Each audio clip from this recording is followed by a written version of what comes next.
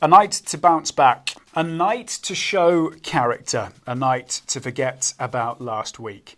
A night in which Argyle simply must show their quality. After a disappointing 10 days, the focus today turns to Mansfield. 2 defeats on the spin have left Argyle third from bottom in Sky Bet League One, their pride damaged after Derby Day defeat and their points tally stalling. Mansfield, meanwhile, are quietly going about their business. Just 1 defeat in their last 7 sees them 8th in the table and are definitely a tricky test for Tom Cleverley's side tonight. Hello, good evening. I am Charlie Price and this is the pre-match show from Matchday Live on Argyle TV. Tonight is the first time that Argyle and Mansfield Town will have played each other since the COVID-curtailed season of 2019-20. And it's fair to say that Argyle actually have a very decent record against the Stags, winning their last 6, unbeaten in their last 8. We will take another notch on that sequence tonight, won't we? Match passes, both video and audio, are available for you right now. You can go and buy your individual passes on our website, but remember, if you're not a subscriber to Argyle TV, then go and subscribe because you get every match as part of your package. Joining me tonight is someone who has played and scored against Mansfield Town. This goal from Ian Stonebridge back in October 2001, 24 years ago, the sealer in a 3-0 victory. Look at that celebration. Fond memories there, Stoney. 24 years, Charlie, wow. Great ball from John Bezweather there, shout out to Bezzy. So, no, enjoyable times, nice day out in Mansfield, and yeah, doesn't feel like that long ago. No, but it was 24 years ago. Thanks for... Absolutely, just needed to get that in. How big potentially can tonight be, do you think, taking it to today, not 2001? It feels quite sort of, I don't know, on a tipping point, potentially, the season. Yeah, I think there's a real need to try and get back on track. Obviously, the huge disappointment of the Devon Derby, they need to put that behind them. They've got to find a way to get back to winning ways and to start to work their way up the table. And there's a chance there tonight. You've mentioned a good record at Mansfield over the years. So, yeah, fingers crossed the team can put in a performance that means we start to forget about that painful night last week. Yeah, and final bit really on the painful night from last week. It was such a flat performance, wasn't it? You know, you heard Tom Cleverley after the game talk about, he said he had no words really to describe why the team were as kind of flat as they were, which is surprising considering the kind of momentous occasion of the match. But the fans will demand like an infinite better performance tonight, won't they? They won't accept that sort of display again. No, I mean, it's, as you say, the manner of it was almost more disappointing than the loss itself. It was the fact that we were outfought, the fact that we were outcompeted, the fact that it didn't appear that it was as meaningful. And don't get me wrong, I'm sure the players didn't go out with that in their minds, but it's what comes across in the game, and the fact that Exeter were really that quite comfortable on the night. Don't remember too much of a threat going forwards from Argyle. It was really disappointing, and something they've got to try and dispel as soon as possible. Yeah, it is. Right, let's get to the all-important team news then. A couple of Argyle youngsters involved in the squad tonight, a couple of experienced campaigners as well. Tom Cleverley did talk about potential changes for this evening's game because of a multitude of reasons. He has rung the changes tonight, 6 in total. No Sorinola, of course. He's suspended, having picked up his 5th yellow card. Bradley Ibrahim didn't make it in terms of his late fitness test. It does mean that Cornell Such comes back in for his first appearance since the Stockport game last month. Caleb Roberts gets his first start in the league this season. There are places in the 11 for Owen Asani, for Owen Dale as well, and Bali Mumba, who was a substitute in the Devon Derby. Now, there could be a couple of ways in which we play. We've put it up there as a 4-2-3-1. You could have the wing-backs, obviously, with Galloway as the other central defender, Ian, and Mumba slotting back. Flexibility, I suppose. How do you potentially see us going? Yeah, it's those are the two obvious kind of formations, and in terms of the personnel that we're seeing. I think the bottom line is what Argyle need is that intensity and that tenacity from the start of the game, and whether they set up like that, it might be slightly dependent on what they're expecting from Mansfield, who I think have had a more consistent lineup and a more consistent shape in recent games. So they may well set up. It's a chance to freshen up the team, obviously with those changes, but also maybe to freshen up that formation and try something slightly different. Yeah, because I think it's been the last month or so that we've been playing with that back 3-5, however you want to call it. Tom actually started the season with a back 4, and he's spoken about defensively being a bit frail and focus being on clean sheets, going back to basics, whether that means going back to what he wanted at the start of the season. We've got some clips here of some remembering the Exeter game again. There's some moments in the game in which Exeter managed to get through, and it's been a bit of a worrying trend, I suppose. Yeah, I think it has, and I think the chance to change those personnel and whether you kind of view a back 4 as a slightly simpler prospect, again, depending on the way that Mansfield shape up. You can see we had a problem through the middle here. I think at times it's a communication issue. It's an issue of the fact that people haven't had a chance to really build that consistency, knowing exactly who they're playing with all the time, and being able to know what each other are going to do, be really organised, be really compact as a back 3. The gaps have been too evident, and I think teams have exploited that. Yeah, and that is a good point, because today's defensive lineup shows 4 changes really. Joe Edwards keeps his spot, Galloway keeps his spot, but if Mumba does play as a fullback or a wing back, that's a change. Ross is a change, and Cornell Such is a change. So that adds to what you've been saying. Yeah, it does, and I think you're just hoping for that chance that somebody comes in and shows some leadership, so shows that real willingness to pull the team together. And I think particularly away from home, it's that solidity that they're really going to need if they're going to build a platform to get a result tonight. And as I say, whether it's a back 4, whether it's a back 3, either way, it's about being together, defending together. But not just, we've talked there about the back 3 or back 4, defending does start from the front as well. So it'd be really important elsewhere on the pitch, the way that they set up and the way that they, work hard together as an 11 to try and prevent Mansfield from getting chances. Yeah, we'll talk about Mansfield's team in just a sec. Laurent Talai on the screen there. I want to get your perspective as a striker. When you are in a team that is conceding, I think XG per game is 1.77, so it's 2 goals a game basically. Would you feel extra pressure as a striker, like him, to think, well, I know I need to score. We need to at least score 2 to get a win. Yeah, it's interesting. I think there's perhaps a semblance that he'll feel I'm doing my job as a striker. I'm scoring my goals. There's an argument from him as well that he needs chances. He's shown what a great finisher he is, but that supply line really wasn't there in the Exeter game. So it's up to Argal to find a way to get the ball to him in those areas where he can hurt the opposition. We know he doesn't need loads of chances to do that, but he does need some chances. He needs at least one chance. Yeah, absolutely. So hopefully we can see that tonight. Yeah, absolutely. Okay, let's have a look at the Mansfield team.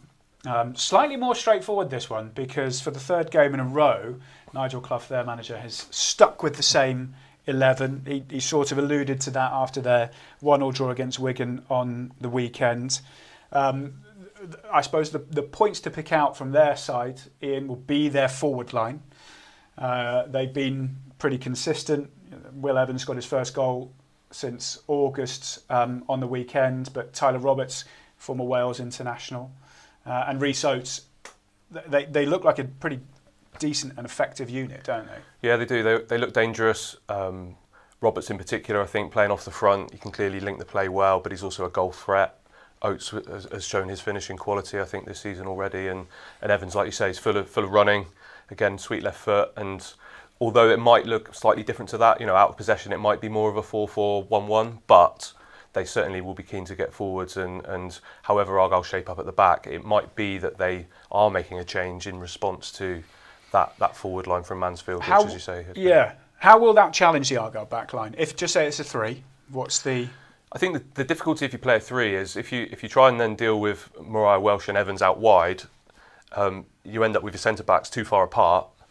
If you stay narrow, you end up with 3 players marking 1, or one of you goes into midfield, and it's that dragging them out of a shape that's, I think, been a problem for Argyle. So if Roberts is dropping short and it's one of Argyle's centre backs that's going in to deal with that, that again is creating a space that someone else has to fill. If you go to a back four, it's slightly easier. The full-backs are more naturally matched up with those wide players, and perhaps one of the deep line midfielders for Argyle will be able to deal with Roberts, or at least be a presence and screen the ball into him to stop that supply line. But that might be, as I say, it might feed into Tom Cleverley's thinking around the way they set up. Yeah, Tyler Roberts, you mentioned there, 3 goals in his last 4 matches. Mentioned his pedigree. Will Evans got back on the score sheet on the weekend, and he's one of those wide players. And he's clearly got, you said he's got a sweet left foot. He's got a multitude of different types of goals so far this season. Yeah. He's pretty direct. The cleanness that he strikes the ball with that left foot is has been noticeable, and it's a feature of quite a few of these goals. He sets himself well. He looks composed in those areas, and for someone who's playing out wide, he's clearly a threat to the goal as well, which is obviously something Argyle are going to need to watch. Yeah, 13 goals last season for him. Just on final word on their side, we spoke about Argyle's defensive frailties, maybe. Mansfield are one of the better sides defensively in the league, 5th best defence in the division. They have conceded in most matches, but it's only once. It's only once, occasionally 2s, but they've lost those matches.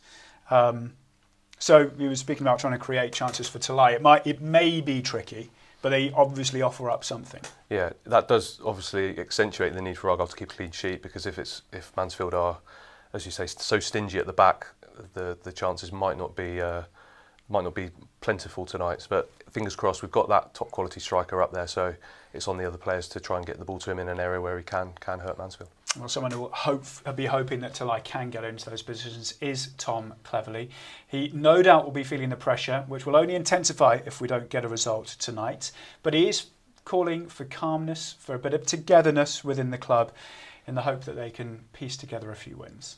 Gaffer, a chance to do better coming up against Mansfield? Absolutely. And football can change very quickly. I understand that a derby defeat has long-lasting effects, because it's 4, 5, 6 months until you get to have that revenge, and it's something that I did last year. But in terms of results and feeling in the building, 9 days ago when Talai scored against Wimbledon, we were the best form team in the league. A game and a half later, we are very much in a different place, so that we've got 2 games now coming up this week to try and change that dynamic.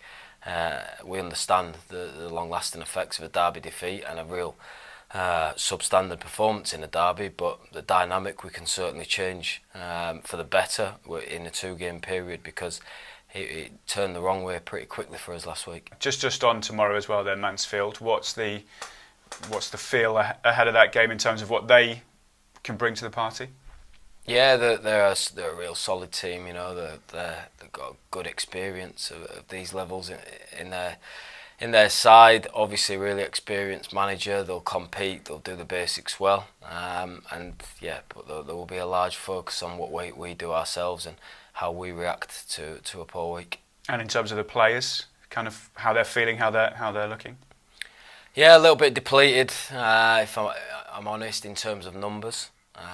So we've got Matty suspended, we've got Alex Mitchell off due to personal reasons, and then him and Benarouz suffered a bit of a freak training injury, and Joe and Bradley will go through late fitness tests to see. So potentially could lose 5 from Thursday, but for me the most important thing is that we go up there with a real bit of a siege mentality, and make it show a real fight in our performance, an edge in our performance.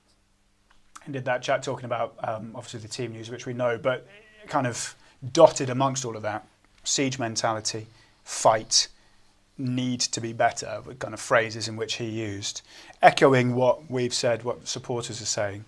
But he's a young coach still, isn't he? It's only his 2nd full job.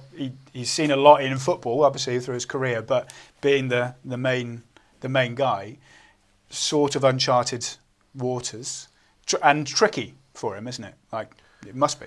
I think it's incredibly hard. I think, and unless you've been in that situation, and I haven't had the whole of that pressure on you when you're effectively responsible for a whole football club. I'm sure it weighs heavy. That's what people love about it, but it's also when it's going bad, not going so well for someone. You feel it, and you feel sorry for people as well. So I do feel for him. I think he's obviously had the pre-season to work with players, plenty of new signings, a big turnover of players, but whether you can point to the injuries, and therefore the lack of stability that have meant maybe he's not been able to really kind of make his mark on the squad. But it has been, I guess, a little bit puzzling where he had a slightly better spell that seems to have not, has turned the other way more recently. So again, you hope that we can get back to that form that we have showed away from home in particular, that can bring a bit more positivity. It proves that it can be done, obviously. And the other thing that I found interesting in what he said was he said go back to basics in terms of defending, but also maybe changing the way he gets his instructions across as well, which might be him being it is him being very self-reflective, but also your point about he's had quite a lot of time, but maybe what he's saying isn't necessarily going in.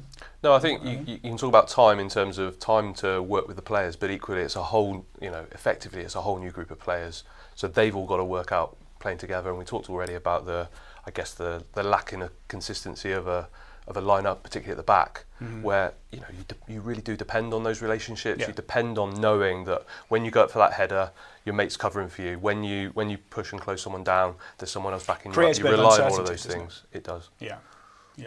Well, let's hope Argal can get that right. In the other dugout, though, is someone who is on the other end of the spectrum in terms of experience. Nigel Clough has seen his side go on a 5-match unbeaten run at home. The final one of those came in a 1-1 draw against Wigan. We'll watch the highlights now.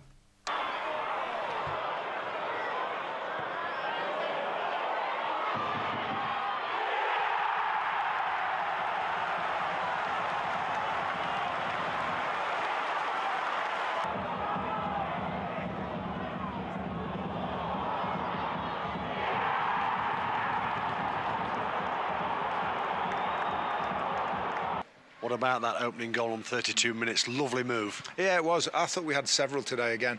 I thought similar to Luton, probably built on that in terms of the performance. Good cross from the right-hand side, and Will's in his exactly the right position. And instead of what we do too often as a team, skying it over the bar, he tucked it away in the bottom corner. Start of the second half, the game changed, didn't it, in its complexion? They really came at you and put you under the cosh. That's it, and that was that 15 minutes that we didn't deal with them. We got away with, well, I don't think we got away with them because I think it was a foul on Steve McLaughlin. He told the ref a couple of times that the lad was just bowling into him, and it was disallowed. But then the misunderstanding down the right-hand side, it shouldn't necessarily lead to a goal, and Stephen McLaughlin's got to be a little bit more defensive minded, him and Fraser. When you're 1-0 up at home, you have to have it in your mind, well, if we lose it now, it takes 2 or 3 seconds, and before you know it's in the back of our net. How do you view the point on the whole? I don't know yet. It's frustrating because, as I say, I thought that generally the performance was good enough to win the game today for the majority of the game. But you have to deal with that first 50 minutes of the second half when they change. And I said to the players at half time, games change an awful lot at half time. They have to do something a little bit different.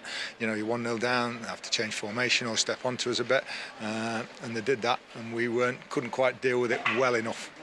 Any knocks to report ahead of Tuesday? I think just general, so I think it could be pretty much the same squad. We've got George Maris just outside it at the moment. We've got Lucas coming back. Lewis Reed's back in sort of light training, which is good. So, yeah, I think everybody should be okay. Nigel Clough reacting after that 1-1 draw on the weekend. They seem to be just quietly impressive, Mansfield, I think, this year. 8th at the minute. They're quite a few points off the playoffs. There's a bit of a gap there, but it's very steady and good. Yeah, I think get the sense from watching some of their highlights that they're well organised.